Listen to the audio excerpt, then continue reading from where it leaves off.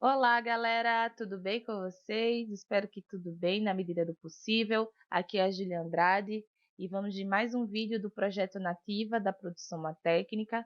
Esse projeto que é realizado pela Nativa, coletivo de mulheres profissionais do setor de cultura, com incentivo da Lei Aldir Blanc do governo do estado de Pernambuco. E vamos continuar falando sobre a função de holder, as atribuições, o que é necessário para ser uma boa profissional. Lembrando que os vídeos são de nível básico para conceituar as pessoas que querem entender melhor sobre o setor, sobre a profissão. Para quem está no comecinho mesmo dessa noção, coloca suas dúvidas aí nos comentários para a gente estar conversando. Se você já atua no mercado há algum tempo e tem algo a acrescentar em relação a esse material, coloca também aí nos comentários para a gente estar colocando essa construção dessa conversa em dia. E o conteúdo de hoje vai ser referente a alguns equipamentos que a gente vai estar usando no nosso dia a dia de trabalho, a fim da gente compreender eles melhor, entender as suas necessidades e suas características melhor, e assim a gente poder tirar o melhor rendimento desses equipamentos, desses aparelhos.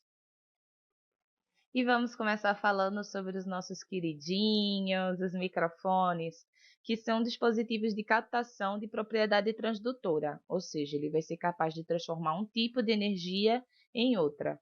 E nesse caso, ele vai transformar o som em sinal elétrico. Vão existir vários tipos de microfones que vão variar suas características quanto sensibilidade, qualidade, resposta de frequência, padrão polar. Os modelos mais comuns de serem utilizados são os dinâmicos, os condensadores e os de fita. O microfone dinâmico funciona com o princípio de transdução eletromagnética. Eu trouxe aqui essa imagem para a gente entender melhor o funcionamento de um microfone dinâmico, onde a gente tem uma membrana envolvida em uma bobina móvel sobre o ímã. Quando o som passa pela membrana, a gente vai ter a movimentação desse conjunto, o que vai provocar a variação do fluxo magnético através da bobina. Sendo assim, esse sistema vai produzir uma corrente elétrica proporcional à variação que está sendo feita no diafragma. Os microfones dinâmicos são conhecidos por serem microfones resistentes e também é conhecido como microfone duro. Os microfones condensadores funcionam com o princípio de transdução eletrostática. A gente trouxe aqui mais uma imagem para vocês acompanhar a estrutura e o funcionamento de um microfone condensador, onde a gente vai ter aqui duas placas paralelas que vão ficar posicionadas bem próximas uma da outra e que vão ser capazes de conduzir energia. Então, para que esse microfone entre em pleno funcionamento, a gente precisa também que essas duas plaquinhas aqui adquiram carga. Então, a gente vai precisar alimentar esse microfone com uma tensão de corrente contínua de 48 volts, que a gente chama de phantom power. Uma dessas plaquinhas aqui, depois de alimentada, vai permanecer fixa e a outra vai se movimentar variando a distância com o backplate quando for atingida com o som, que é a plaquinha móvel, o diafragma. Esse deslocar vai gerar uma diferença de potencial elétrico, que é o sinal que está sendo captado. Esse sinal que está sendo gerado é muito baixinho, então o microfone vai precisar ter um circuito para amplificar esse sinal. Os microfones condensadores possuem uma alta sensibilidade e têm uma ampla resposta de frequência. Esse equipamento também é muito sensível. Os microfones de fita também funcionam com o princípio de transdução eletromagnética. Na estrutura, a gente vai ter uma fita sanfonada suspensa pelas pontas entre um campo magnético de um ímã, que com o som, com a vibração, essa fita vai produzir uma pequena tensão elétrica que vai ser encaminhada até o transformador, onde assim ela vai se tornar um sinal elétrico de nível e impedância adequado. A fita, gente, é feita de um material muito leve e excelente condutor. Esse tipo de microfone também é conhecido por ter uma resposta bem ampla, muito sensível e também se trata de um equipamento extremamente frágil. Só para lembrar, gente, que esse tipo de microfone não pede phantom power, tá? Vale ressaltar, se você ligar um phantom power num tipo de microfone que não pede alimentação externa, ele vai ser danificado. Lembrando que é importante a gente estar fazendo a leitura do manual a fim da gente entender melhor as necessidades e características do equipamento que a gente vai estar utilizando, além da gente estar prezando pela vida útil desse aparelho.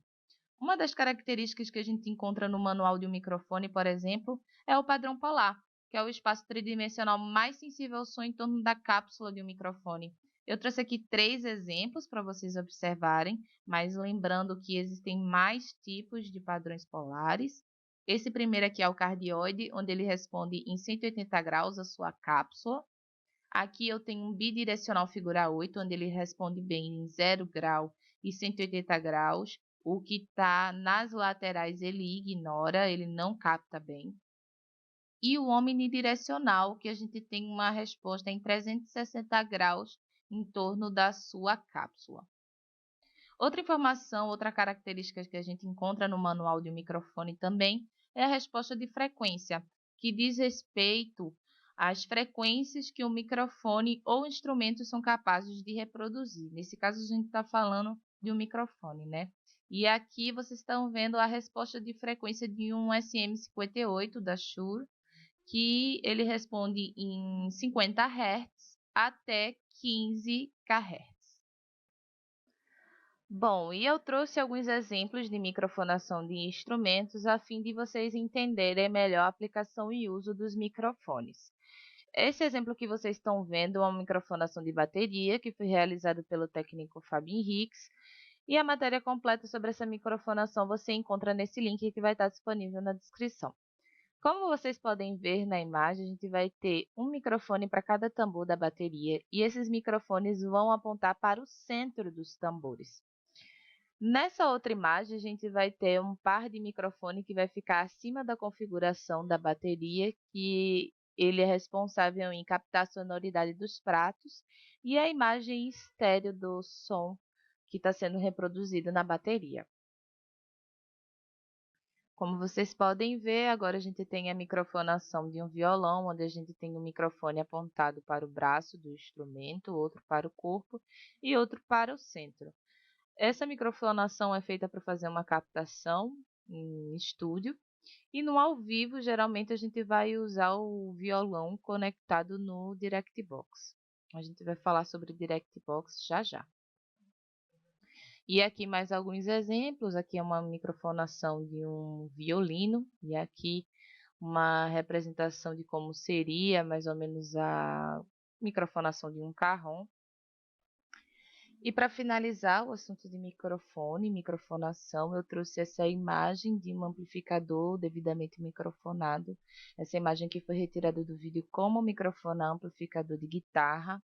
Esse conteúdo que é conduzido pelo David Kadoka, grande profissional do áudio, onde ele demonstra na prática como você pode conseguir diferentes tipos de sonoridades apenas fazendo a mudança do posicionamento do microfone no falante do amplificador.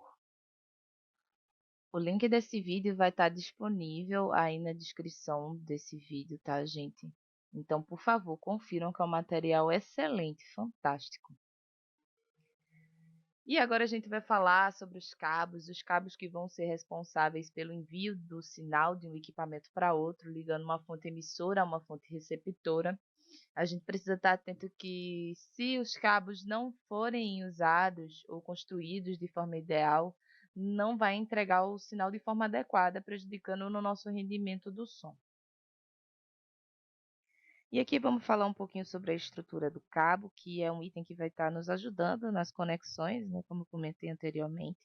Aqui a gente vai ter uma capa protetora que vai envolver os seus itens, sua estrutura.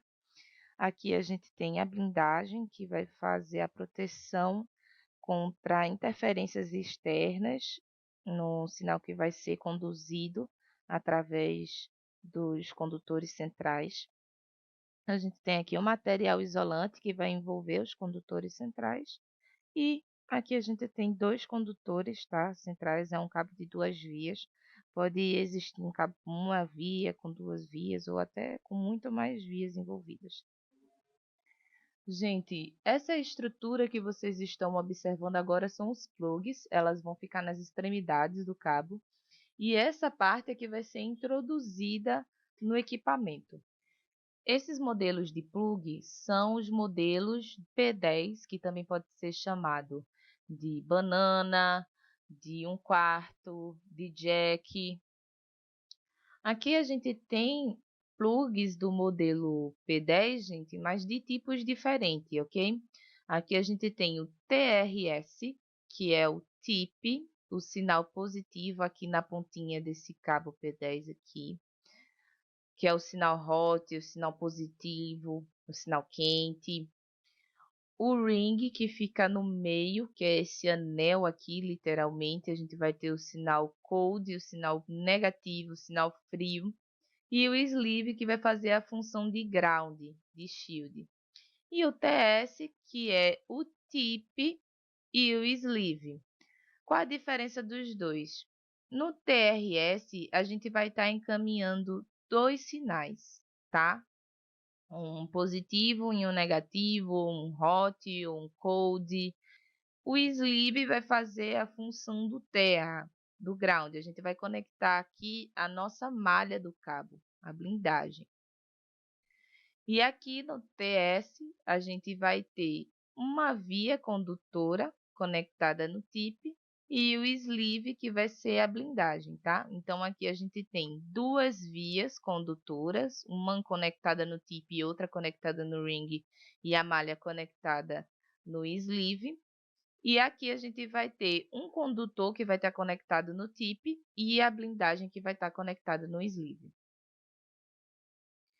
E aqui temos mais um exemplo de plug, é uma representação de um XLR, que também é conhecido como Canon, um dos cabos que a gente mais vai estar utilizando, onde a gente vai ter nele um aterramento, uma blindagem que vai estar posicionado no número 1, tá? A gente vai encontrar essa numeraçãozinha bem discreta escrita no plug.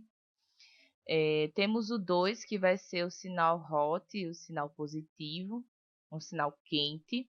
E o 3, que vai ser o sinal cold, o sinal frio, o sinal negativo, tá? Então, para a gente estar fazendo um cabo XLR, a gente vai precisar de um cabo que tenha duas vias condutoras para fazer a construção desse tipo de cabo.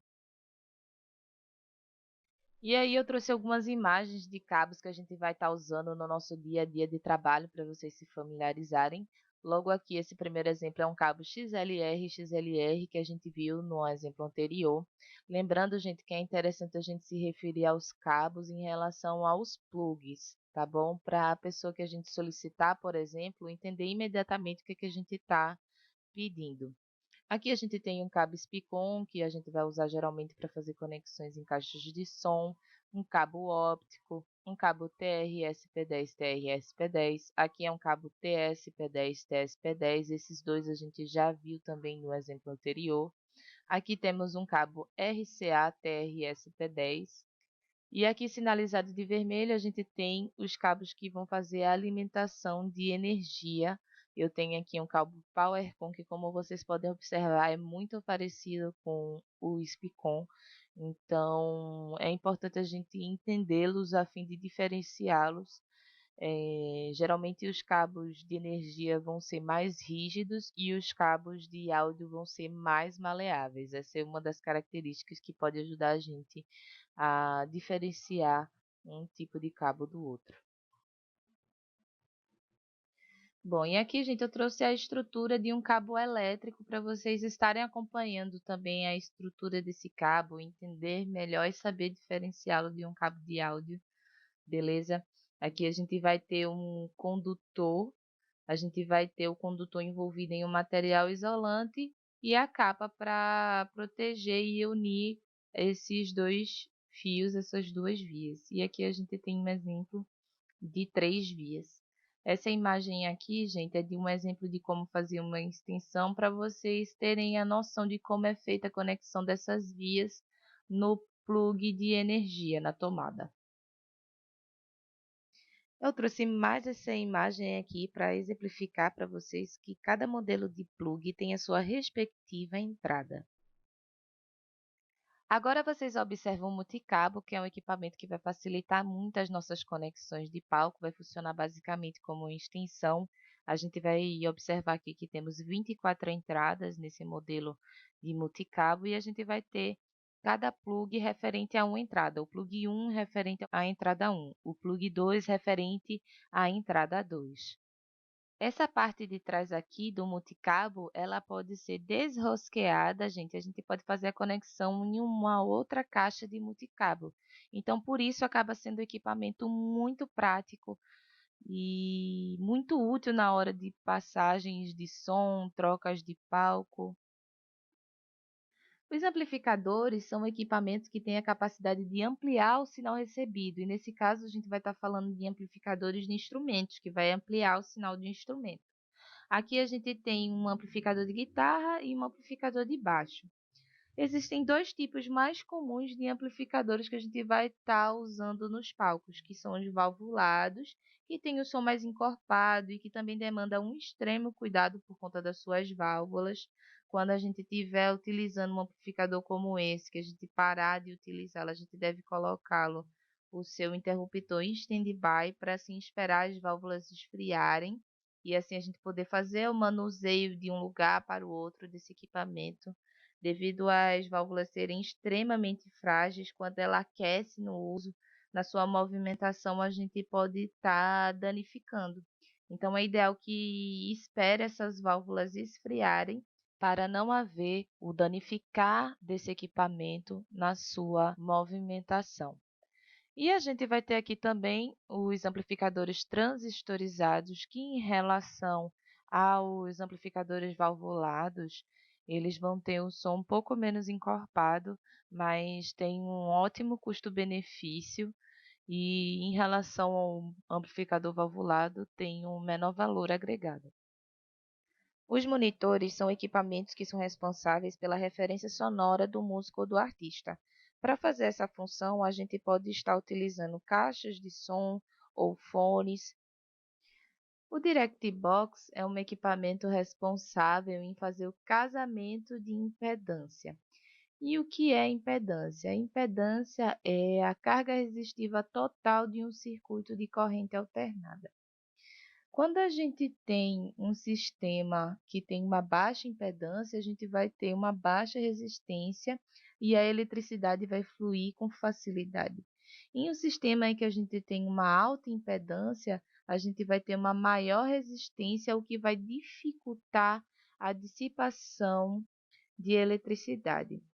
Alguns equipamentos, alguns instrumentos vão possuir uma alta impedância de saída, então o papel do DI vai ser adequar essa impedância para que assim seja enviado um sinal de impedância adequada até o console de áudio.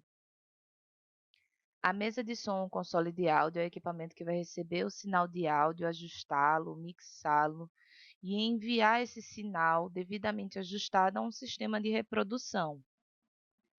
Aqui eu tenho praticáveis, que são estruturas multifuncionais, a gente pode estar utilizando para diversas necessidades dentro do palco. Eu trouxe aqui dois exemplos para vocês observarem. Aqui na primeira imagem vocês podem ver que o conjunto de praticáveis formou um palco. E nessa segunda imagem, o praticável está fazendo uma elevação para o músico que está na bateria. Para quem está do público, se torna um pouco mais dificultoso ver os músicos que estão posicionados na parte mais de trás do palco, vamos dizer assim. Então, praticável fazendo essa pequena elevação vai facilitar a visualização de quem está do público para observar os artistas que estão no palco. E também facilita a movimentação na hora da troca de atração, certo? Que a gente vai fazer a reversão de palco ou troca de palco, onde a gente vai ter o set já previamente montado, como já estava montado na passagem de som, e a gente, na hora do showtime, posiciona esse praticável para o local indicado. E por hoje é só. Eu espero que vocês tenham gostado do conteúdo que trouxe hoje aqui para vocês. Se vocês tiverem alguma dúvida, coloca aí nos comentários ou entre em contato com a gente, que a gente está nativa, está na disposição. E é isso aí, pessoal. Eu vejo vocês no próximo vídeo.